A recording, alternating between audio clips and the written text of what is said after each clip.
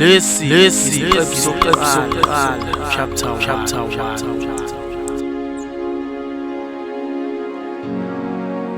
Hayi bobantu abamnyama ehlisanula. Uyelani ngezansi bantu abamnyama sele sodwa manje. Sikuza nini uqobo ngoba siyabona. Sengathi nijikelana nodwa manje nokuzivalela nabathu bomsebenzi. Sithi asikhuze nina ngoba manje kondlo bekhanyelanga seliqala ukwehlula.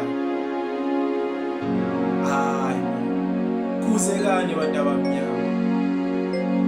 Asikwazi ukuthi ekubeni sisezweni lethu nina mase nisivalela nabathu bomsebenzi.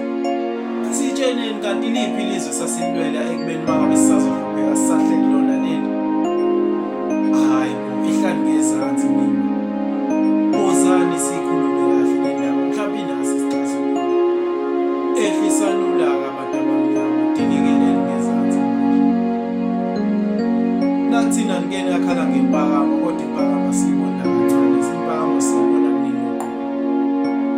Sibone ngokufaka ama-CV iziphindelela akwazi ukuthi i-CV namanje abakayifuni. Hayi ngeke. Buyani sondelani la eduze ngifuna ukuyikhuluma kahle. Sitsheneni mangabe niya ngey'bongo phela okungcono ngathi simane sishintshe iy'bongo ngcono siyibize ngani mhlawumbe ikhona sizosiza. Lokho sikubone thina mangabe kufuneka amathuba omsebenzi ukukhuphuka umzala bakhe emakhaya sikhona thina. Buyani nganeno sifuna ukuyikhuluma. Izani nganeno sifuna ukukhuluma nani. Nodumo lenu lokuthi seniniesikhundla esifanele lokho sesikuzwile sondela nganeno. Amathuba omsebenzi asavala wena ekubeni iqale nayivala abantu abamhlophe. Hayi ngeke.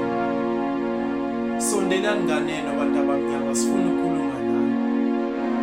Mina nawe siyafana ngokwebala kuyeke ukuthi ngokwezimo usungaphezulu mhlawumbe ngesinye isikhathi kuyojika lokho.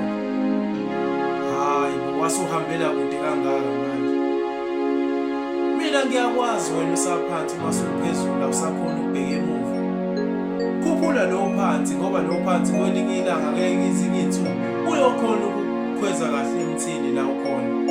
Hayi bo. Nase mqhelelana nathi.